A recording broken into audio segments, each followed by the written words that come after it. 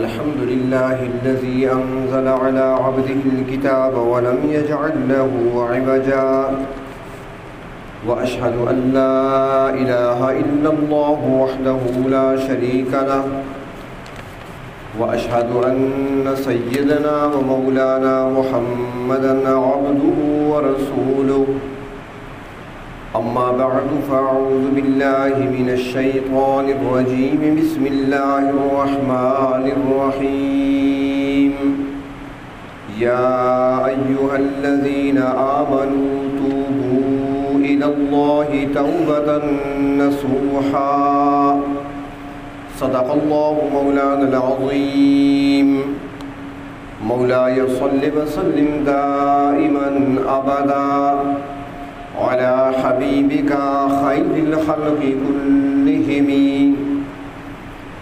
قابل احترام بزرگوں اور عزیز دوستوں، ماہ ذی الحج کا پہلا عشرہ ہے اور یہ وہ عشرہ ہے جس کو اللہ رب العزت نے فضیلت عطا فرمائی ہے. دن کی گھڑیاں بھی بڑی قیمتی ہیں اور رات کے لمحات بھی بہت ہی قیمتی.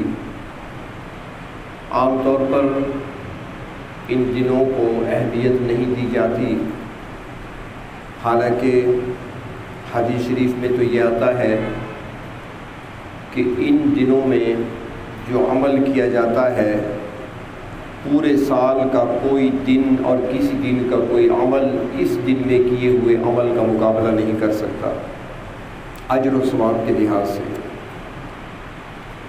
ان دنوں میں جو شخص روزہ رکھتا ہے باقی دنوں میں رکھے ہوئے روزے اس روزے کا مقابلہ نہیں کر سکتے. اس طرح باقی اعمال دیکھ لیں، صدقات ہیں، نوافل ہیں، تلاوت ہے، ذکر و اذکار ہے. تو ان ایام اور ان راتوں کی فضیلت جو بیان کی گئی ہے تو اس سے یہی معلوم ہوتا ہے کہ پروردگار عالم کی رحمت اپنے بندوں کی تلاش میں ہے.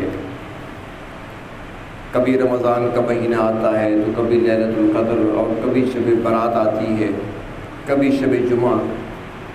یہ سارے مواقع اللہ رب العزت نے اپنے بندوں کو عطا فرمائے ہیں. اور اس مہینے اور خصوصاً ان 10 دنوں کی فضیلت کی ایک وجہ یہ بھی ہے کہ جو عبادات ہیں، جو فرائض ہیں، جو عبادات ہیں، اس عشرے میں ان سب کو اکٹھا کر دیا گیا ہے. ان ایام کے علاوہ کسی اور مہینے میں آپ کو یہ یکجا طور پہ نہیں ملیں گے. نماز ہے، روزہ ہے، روزہ بھی مستحب ہے ان دنوں میں، 9 دن جو ہوتی ہیں پہلے، تو روزہ بھی ان دنوں میں، نماز تو ویسے بھی ہے، صدقہ بھی ہے، قربانی بھی ہے، اور فریضہ حج بھی انہی دنوں میں ادا کیا جاتا ہے. تو ان دنوں میں ساری عبادات کو رکھ دیا گیا ہے، اس لیے بھی دن بڑی فضیلت والے ہیں. تو ان دنوں کو اور ان راتوں کو ضائع نہیں کرنا چاہیے، بلکہ کوشش یہ ہونی چاہیے کہ زیادہ سے زیادہ اعمال کا وزن اپنا بڑھایا جائے، نیکیوں کی طرف توجہ ہونی چاہیے، اور نیکیاں کرنے کے ساتھ ساتھ گناہوں سے بھی بچنا چاہیے. کیونکہ جو دن باعث برکت ہیں، جو راتیں خیر و برکت والی ہیں، جہاں نیکیوں پر اجر زیادہ ملتا ہے، تو گناہوں پر گناہ بھی تو اتنا ہی پڑے گا آپ کے پلڑے میں. اور مسنون اعمال میں سے جو بتایا گیا حدیث شریف میں وہ یہ ہے کہ ان دنوں میں اللہ رب العزت کی بڑائی کثرت سے بیان کریں، اللہ رب العزت کی حمد و ثنا کثرت سے بیان کریں. اور اس کے لیے نبی اکرم صلی اللہ علیہ وسلم نے ارشاد فرما دیا کہ سبحان اللہ، الحمدللہ، لا الہ الا اللہ، اللہ اکبر، اس کی کثرت رکھو. یا پھر اللہ اکبر کبیرہ، الحمدللہ کثیرہ، سبحان اللہ بکرۃ و اصیلا یہ بھی پڑھ سکتے ہیں۔ اس کے اندر بھی اللہ رب العزت کی بڑائی بھی ہے، اللہ کی حمد و ثنا بھی ہے۔ دن کے وقت آپ کام میں لگے رہیں، آسانی سے پڑھا جا سکتا ہے ان وظائف کو، کام بھی کرتے رہیں، زبان جاری رہے، ذکر جاری رہے، پڑھتے رہیں۔ اور یہ معمولی نہیں ہے، بلکہ حدیث شریف میں آتا ہے کہ ایک بار سبحان اللہ کہنا وزن میں اتنا بھاری ہے جتنا کہ احد پہاڑ ہے۔ مدینہ منورہ کا سب سے بڑا پہاڑ احد پہاڑ ہے، فرمایا اس کے وزن کے برابر نیکیاں ملتی ہیں، اجر اللہ تبارک و تعالیٰ عطا فرماتے ہیں۔ اس طرح سبحان اللہ، الحمدللہ، لا الہ الا اللہ، ہر جملے پر اتنا وزن، تو جتنا زیادہ ہو سکتا ہے ان دنوں میں اللہ رب العزت کی بڑائی زیادہ بیان کی جائے، اللہ تبارک و تعالیٰ کی حمد و ثنا کثرت سے کی جائے۔ رات کے لمحات ہیں تو وہاں پر آپ نوافل پڑھ سکتے ہیں، صلاۃ و تسبیح پڑھ سکتے ہیں، درود شریف اور استغفار پڑھ سکتے ہیں، تلاوت بھی کر سکتے ہیں، اور زیادہ وقت آپ دعا میں بھی صرف کر سکتے ہیں۔ یہ ساری عبادات ہیں، اس کے علاوہ مخصوص عمل کوئی نہیں ہے۔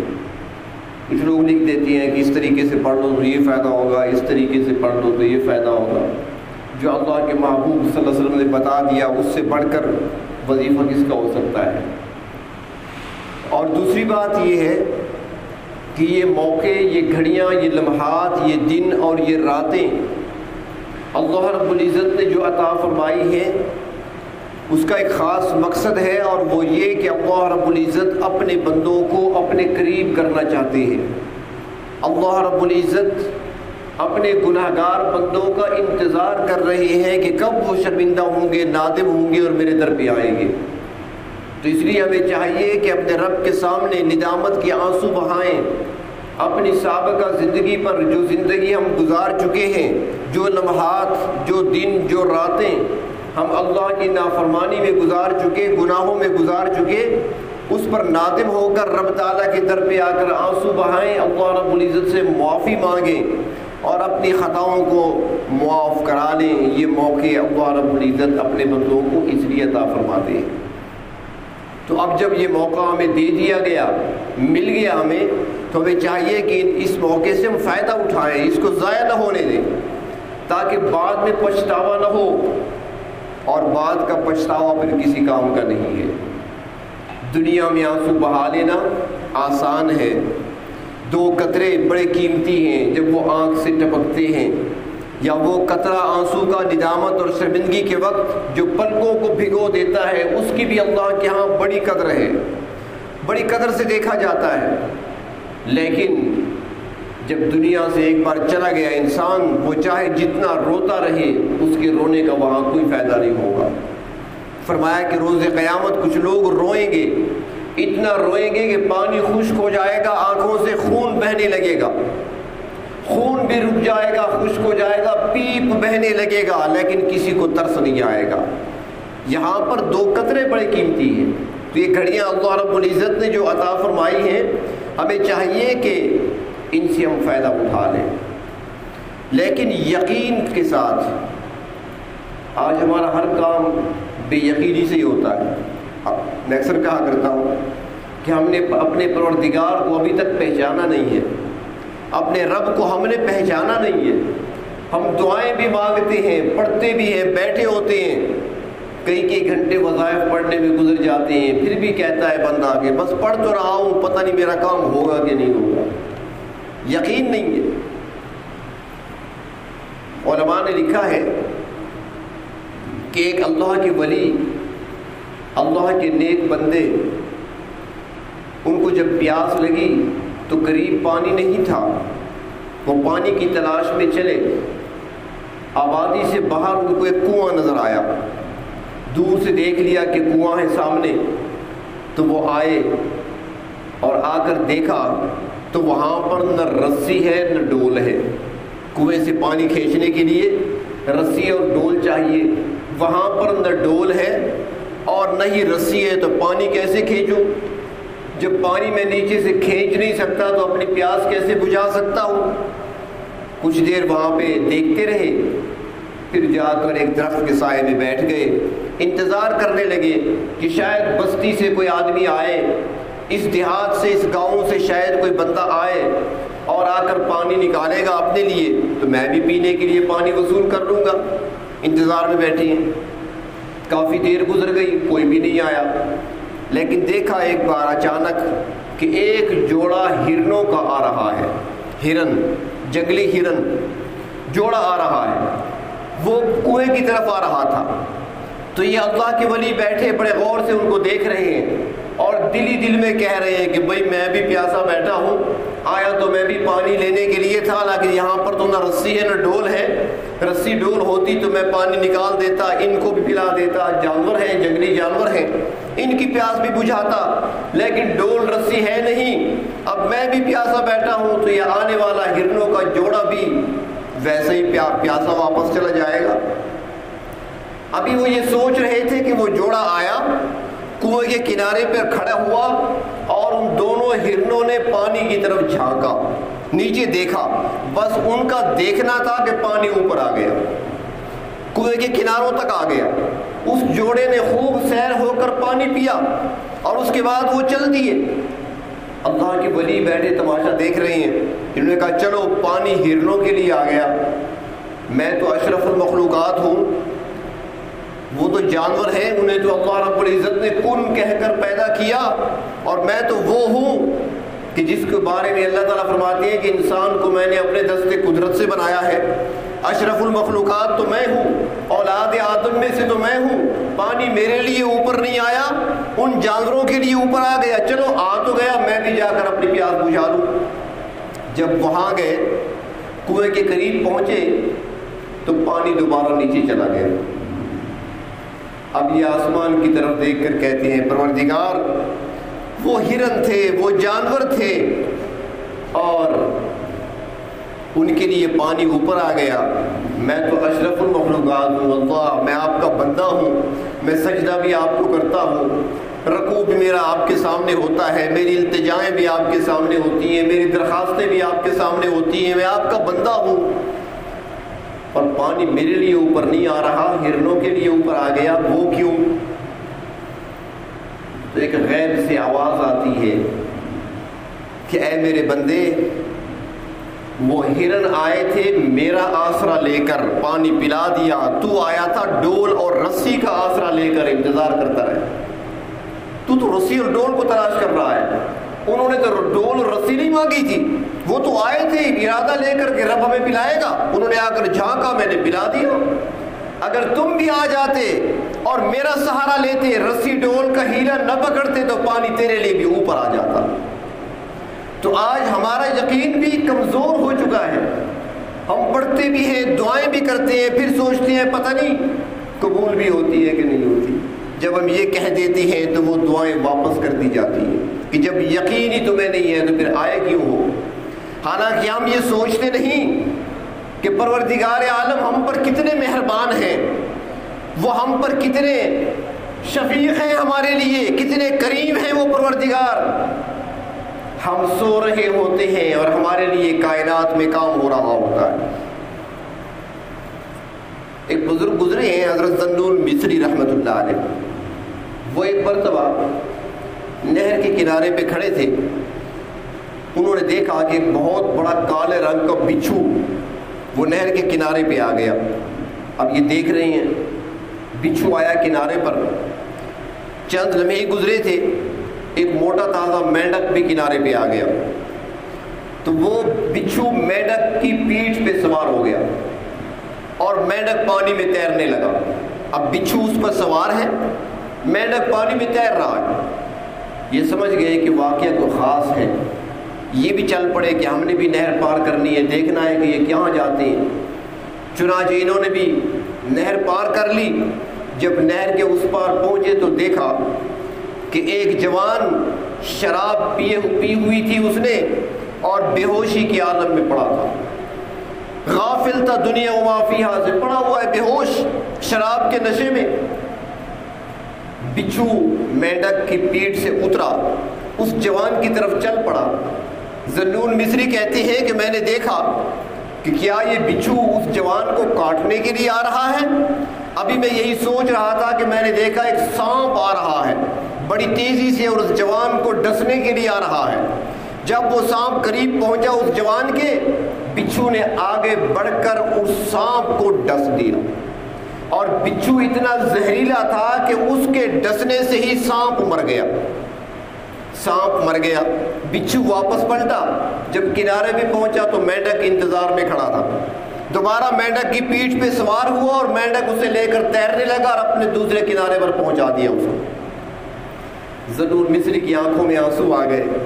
اس نے نوجوان کو اٹھایا، اے غافل تو کہاں سویا ہوا ہے؟ جس رب کی نافرمانی کر کے تو پڑا ہے وہی رب تیرا پہرا دے رہا ہے، تیرے دشمن کو تیرے قریب نہیں آنے دیتا، وہ پروردگار تیری حفاظت پر معمور کر رکھا ہے اپنی مخلوق کو، اور تو غافل پڑا ہوا ہے۔ آج ہم نہیں سوچتے، ہم بھی سوچیں۔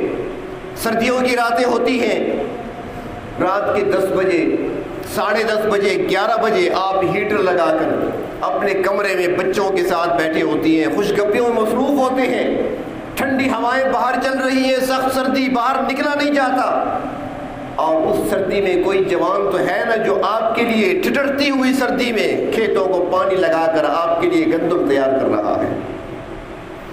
کبھی ہم نے نہیں سوچا، آج سوچ لیں۔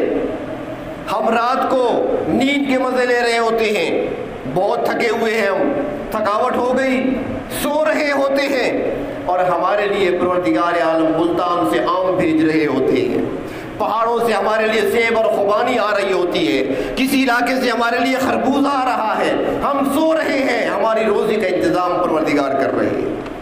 ہم نے کبھی سوچا ہی نہیں ہے اس بارے میں۔ تو وہ رب بڑے کریم ہیں، جہاں دنیا میں اس رب نے ہمیں کبھی بھوکا نہیں سلایا، کبھی پیاسا نہیں سلایا، اور وہ رب جس نے اپنے دروازہ کبھی بند نہیں کیا۔ دنیا کے وڈیروں کے دروازے، دنیا کے بادشاہوں کے دروازے شام ہوتی ہے بند ہو جاتی ہیں، رب تعالیٰ کا دروازہ اس وقت بھی اپنے بندوں کے لیے کھلا ہوتا ہے۔ وہ رحمتوں کے ساتھ اپنے بندوں کا انتظار کر رہے ہوتے ہیں کہ نہ معلوم کس وقت میرا بندہ میرے پاس آ جائے، اور ساتھ ہمیں بتا بھی دیا، میرے بندوں گھبراؤ بھی نہیں، شرماؤ بھی نہیں، اگر تم گناہ کر چکے ہو، میری نافرمانی کر چکے ہو، تو پھر بھی نہ گھبراؤ، لا تقنطوا من رحمت اللہ، میری رحمت سے نا امید بھی نہ ہو جاؤ۔ آؤ تو صحیح، ذرا تم نے اپنے گناہ تو دیکھے ہیں، نافرمانیاں تو تمہیں یاد ہیں، ذرا آ کر میری رحمت کو بھی تو دیکھ لو نا، کہ میں کتنی رحمت لے کر تمہارا انتظار کر رہا ہوں۔ اور بندوں کا ندامت اور شرمندگی کے وقت آنکھ سے نکلنے والا پانی کا قطرہ ابھی زمین تک پہنچا نہیں ہوتا کہ رب تعالیٰ کی رحمت اسے اٹھانے کے لیے پہنچ جاتی ہے۔ تو یہ دن، یہ راتیں، یہ ایام، یہ اللہ رب العزت نے جو ہمیں عطا فرمائے ہیں، تو ہمیں چاہیے اسے کہ ان سے ہم فائدہ اٹھائیں، اپنے رب کو منانے کی کوشش کریں، اپنے پروردگار کو منانے کی کوشش کریں، اپنے گناہوں پر ندامت کا اظہار کریں، ورنہ کہیں ایسا نہ ہو کہ وہ دن بھی آنے والا ہے، وہ دن بھی آنے والا ہے جس کو احتساب کا دن بھی کہا جا سکتا ہے، جس کو حشر کا دن بھی کہتے ہیں، جس کو قیامت کا دن بھی کہتے ہیں۔ وہاں پر کہا جائے گا، میرے بندے، دنیا میں تو تم نے تسبیح ہاتھ میں لے لی تھی، دنیا میں تو تمہارے ماتھے پر بنے ہوئے محراب کو دیکھ کر لوگ تمہیں عابد سمجھا کرتے تھے، دنیا میں تو تمہارے ہاتھ میں تسبیح دیکھ کر لوگ تمہیں ذاکر سمجھ کے سلام کیا کرتے تھے، دنیا میں تو لوگ تمہیں بڑا نمازی سمجھتے تھے، دنیا میں لوگ تمہیں متقی سمجھا کرتے تھے، لیکن تم جو کچھ چھپ چھپ کر کرتے رہے ہو وہ دنیا کو تو معلوم نہیں، مگر ہمیں تو معلوم ہے، وہ سب کچھ ہمارے سامنے ہے۔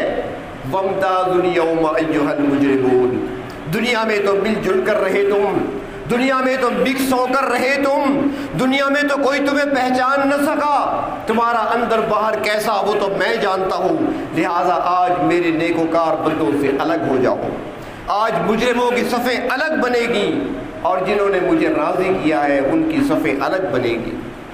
تو وہاں پر علیحدہ کر دیا جائے گا، الگ کر دیا جائے گا۔ تو اس دن کے آنے سے پہلے، مجرموں کی قطار میں لگنے سے پہلے، اپنے گناہوں پر اپنے رب کے سامنے معافی مانگ کر، ندامت کے آنسو بہا کر اپنے رب کو راضی کر لیں۔ اور یہاں پر رب تعالیٰ جلدی راضی ہوتے ہیں. جو بندہ بھی چل کر آتا ہے رب تعالیٰ اسے واپس نہیں کرتے, اسے خالی نہیں لوٹاتے. یہاں پر اگر ڈاکوؤں کا سردار فضیل آتا ہے تو اس فضیل کو بھی جب وہ آنسو کے قطرے گراتا ہے رب تعالیٰ اسے اولیاء کی صف میں کھڑا کر دیتے ہیں. اگر ایک شراب پینے والا بشر آتا ہے رب کے سامنے اپنی سابقہ زندگی پر ندامت کے آنسو بہاتا ہے تو رب تعالیٰ اس بشر حافی کو بھی اولیاء کی صف میں کھڑا کر دیتے ہیں. رب تعالیٰ بڑی قدردانی کرتے ہیں اپنے بندوں کی, اور بندوں کے اعمال کی بہت قدردانی کرتے ہیں. بندے کے آنکھ سے نکلے ہوئے آنسو کی بڑی قدردانی کرتے ہیں, بشرط یہ کہ ہم بھی ذرا اپنے گناہوں پر ندامت کا اظہار تو کریں. اللہ کے سامنے جو نافرمانیاں کرتے رہے اس پر شرمندگی کا اظہار تو کریں, اپنے رب کو منانے کی کوشش تو کریں. رب تعالیٰ تو مہربان ہے, اگر وہ پہلے مہربان تھے تو آج بھی اسی طرح مہربان ہے. اس کی رحمتیں اگر پہلے برسا کرتی تھی تو آج بھی برسنے کے لیے تیار ہیں, لیکن ہم نے اپنے دامن کو سمیٹ رکھا ہے, اپنے دامن کو. ہم نے پھیلایا نہیں ہے, ہم نے اپنے رب کے سامنے ہاتھ پھیلائے نہیں ہیں. اگر آج بھی ہم ہاتھ پھیلا کر دامن پھیلا کر بیٹھیں رب تعالیٰ آج بھی ہمارے دامن کو رحمت سے بھر دیں گے. تو اس لیے ان ایام میں خصوصاً جو اللہ رب العزت نے ہمیں عطا فرمائے ہیں اور ان راتوں کو غنیمت سمجھتے ہوئے ضائع نہ کریں. انہیں بڑے قیمتی لمحات ہیں, بلکہ ایک روایت کے مطابق تو یہ جو 10 راتیں ہیں فرمایا ہر رات لیلۃ القدر کے مقابلے کی رات ہے. ہر رات ایسی بابرکت ہے جیسے لیلۃ القدر کی رات. تو ان راتوں کو ضائع نہ کریں. اپنے رب کے سامنے جو زندگی ہماری گزر چکی, جو ہم نے گناہوں میں وقت گزارا, جو ہم نے اللہ کی نافرمانی میں وقت گزارا, اس پر ہم شرمندہ ہو کر نادم ہو کر آئیں, اللہ کے سامنے آنسو بہائیں, رب تعالیٰ سے معافی مانگیں اور آئندہ گناہوں سے بچنے اور نافرمانی کے قریب نہ جانے کا عزم کریں, ارادہ کریں. رب تعالیٰ خود توفیق دیتے ہیں, رب تعالیٰ راستے کھول دیتے ہیں. اللہ تبارک و تعالیٰ خود فرماتی ہیں والذین جاہدوا فینا لنہدینہم سبلنا. اللہ تعالیٰ فرماتے ہیں جو بھی آتا ہے آنے کی کوشش کرتا ہے ہم راستے بنا دیتے ہیں, راستے اس کے لیے کھول دیتے ہیں ہدایت کے. اکثر میں مثال دیا کرتا ہوں کہ جب چھوٹے بچے کو چلنا سکھایا جاتا ہے تو اس کی بڑی بہن, بھائی, اس کی ماں یا باپ وہ اسے سامنے کھڑا کر دیتے ہیں اور 2 قدم پیچھے ہٹ کر بیٹھتے ہیں, بازو پھیلا کر اسے بلاتے ہیں کہ آؤ میری طرف, بلاتے ہیں اسے. اب وہ کھڑا ہے بچہ, اب وہ آہستہ آہستہ قدم اٹھائے گا, آگے چلنے کی کوشش کرے گا. تو جب وہ چلنے کی کوشش کرتا ہے تو اس کا باپ ہے یا ماں یا بھائی یا بہن جو سامنے ہاتھ بازو پھیلا کر بیٹھے ہیں وہ دیکھ رہے ہوتے ہیں. جب بچہ لڑکھڑانے لگتا ہے تو اس کو فوراً تھام لیا کرتے ہیں, پکڑ لیا کرتے ہیں, گرنے نہیں دیتے. تو رب تعالیٰ فرماتے ہیں کہ جو میری طرف آنے کی کوشش کرتا ہے میری رحمت بھی اپنی باہیں پھیلا دیتی ہے, پھر ہم اس کو گرنے نہیں دیا کرتے بلکہ تھام لیا کرتے ہیں. مگر کوئی آئے تو صحیح اس راستے پر, تھوڑا سا کوئی عزم تو کرے, کوئی ارادہ تو کرے. جب بھی کسی نے ارادہ کیا, کسی نے عزم کیا, پروردگار عالم کی رحمتیں اس کی شامل حال ہو جاتی ہیں. رب تعالیٰ کی رحمتیں اس کو تھام لیا کرتی ہیں, رب تعالیٰ اس کو پھر گرنے نہیں دیتے. تو اس لیے اپنے رب کو منانا دنیا کی زندگی میں بہت آسان ہے, دنیا کی زندگی میں بہت آسان ہے, اور کوئی پتہ نہیں کس وقت پورا ہو جائے کسی کا. کوئی نہیں جانتا کہ کب میرا سفر آخرت شروع ہو جائے.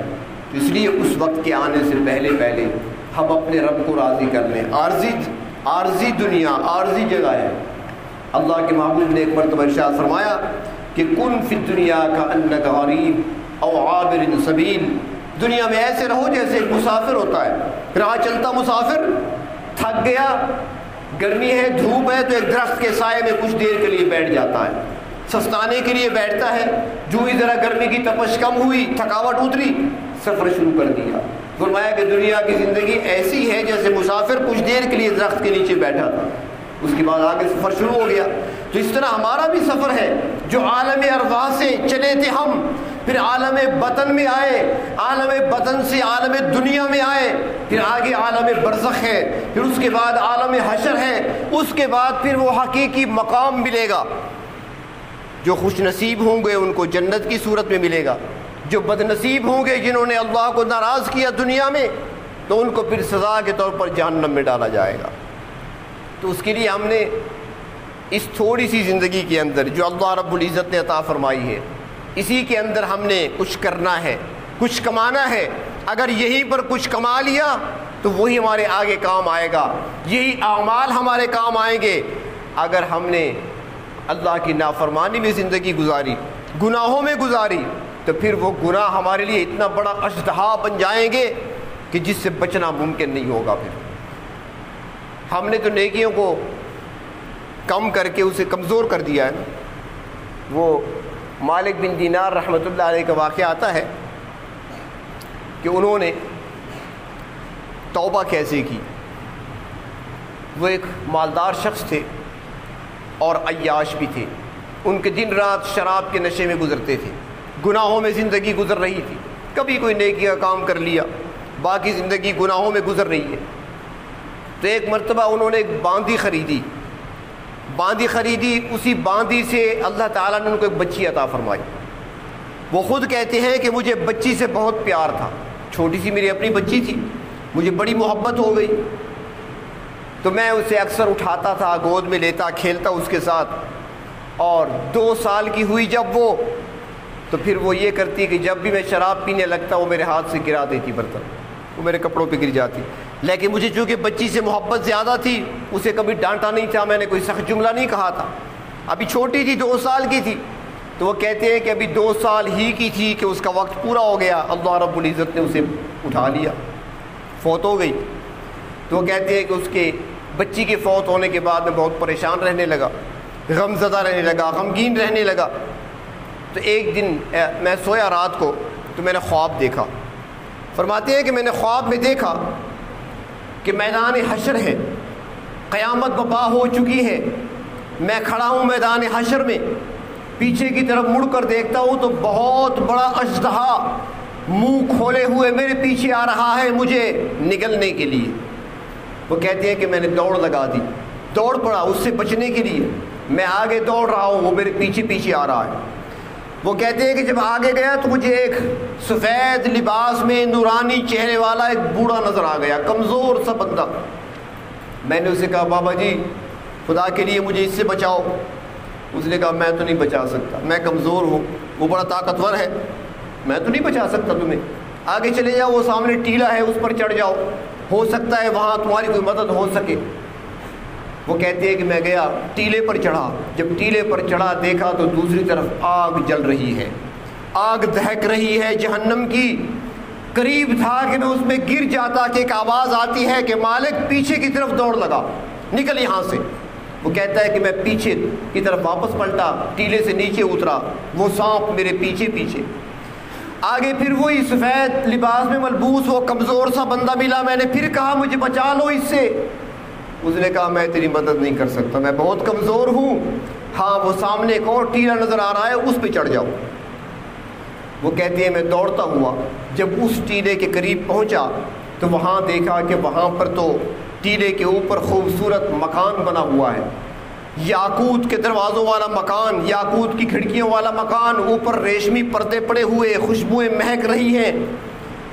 تو وہیں پر میں نے دیکھا کچھ بچے ہیں، چھوٹے چھوٹے بچے اور بچیاں، تو ان کو بتایا گیا کوئی شخص ہے جس کے پیچھے سانپ لگا ہوا ہے، تم ذرا دیکھ لو کہیں تمہارا اپنا نہ ہو۔ وہ کہتا ہے کہ بہت سارے بچیاں باہر نکل آئیں۔ ایک 2 سالہ بچی جب مجھے دیکھتی ہے تو دوڑتی ہوئی آ کر کہتی ہے کہ یہ تو میرا بابا ہے، یہ تو میرے ابو ہیں، وہ آ کر مجھ سے لپٹ جاتی ہے۔ مالک کہتی ہے کہ میں نے کہا بیٹا پیچھے سانپ آ رہا ہے، میرے قریب پہنچ چکا ہے، تو بچی نے اسے اشارہ کیا تو سانپ واپس چلا گیا۔ تو مالک کہتے ہیں میں نے بیٹی سے پوچھا کہ تم یہاں کیا کر رہی ہو؟ اس نے کہا اللہ رب العزت نے ہم سارے چھوٹے چھوٹے بچوں کو جو دنیا میں فوت ہو گئے بچپن میں ان کو یہاں رکھا ہوا ہے، اور ہم نے اپنے والدین کی سفارش کرنی ہے، میں آپ کے انتظار میں ہوں، جب بھی آپ آئیں گے میں آپ کی سفارش کروں گی۔ تو مقصد یہ تھا بتانے کا کہ گناہ وہاں پر جب شکل و صورت میں آئیں گے سامنے، اس اژدہا کی صورت میں آئیں گے، اور نیکیاں تھوڑی کی تھی جب وہ پوچھتے ہیں بیٹی سے کہ بیٹی بتا وہ سانپ کیا تھا، وہ کہتے ہیں کہ وہ آپ کے گناہ اور برے اعمال تھے۔ اور پھر وہ پوچھتے ہیں کہ وہ بوڑھا کون تھا جسے میں نے مدد کے لیے 2 بار پکارا اور مدد کرنے سے اس نے ہر بار انکار کر دیا۔ تو بیٹی کہنے لگی ابا جان وہ آپ کی نیکیاں ہیں لیکن بہت تھوڑی تھیں، آپ کے کام نہیں آ سکی۔ وہ بوڑھے آدمی، ضعیف اور کمزور آدمی کی شکل میں جو نظر آیا وہ آپ کی نیکیاں ہیں، لیکن نیکیاں آپ کی تھوڑی ہیں، وہ آپ کے کام نہیں آ سکیں، گناہ زیادہ تھے، اژدہا بن کر آپ کے پیچھے پڑے ہوئے تھے۔ تو آج جو نیکیاں ہم کرتے ہیں یہ شکل و صورت وہاں پر ملے گی، آج جو گناہ کیے جاتے ہیں ان کو بھی شکل و صورت وہاں پہ ملے گی۔ تو آج ہم نے گناہ کر کر کے اپنے لیے اژدہا تو پال رکھے ہیں، لیکن نیکیاں کر کے ہم نے آگے اپنی مدد کے لیے اور اپنی حفاظت کے لیے ہم نے کوئی سامان نہیں کیا۔ تو یہ راتیں، یہ دن اللہ نے عطا فرمائے ہیں، اپنے پروردگار کو ہم منا لیں، راضی کر لیں، اپنے گناہوں پر ندامت کے آنسو بہا لیں، اللہ کو خوب منائیں، خوب اللہ کو راضی کریں اور آئندہ گناہ نہ کرنے کا عزم بھی کریں۔ اور ساتھ میں ایک جملہ آخر میں دوبارہ دہراتا ہوں جو پہلے شروع میں نے عرض کیا کہ جہاں ان راتوں اور ان دنوں میں نیکیاں کر کے اپنے نیک اعمال میں اضافہ کرنا ہے، وہاں ساتھ ضروری ہے کہ گناہوں سے بھی پرہیز کیا جائے۔ اگر آپ نیکیاں بھی کرتے رہے اور ساتھ گناہ بھی نہ چھوڑے تو پھر نیکیاں فائدہ نہیں دیں گی۔ نیکیاں کریں لیکن ساتھ گناہوں سے بھی اپنے آپ کو بچائیں، پرہیز کریں اور اپنے رب کو راضی کرنے کی کوشش کریں۔ پروردگار عالم ہمیں اپنی رضا نصیب فرمائے۔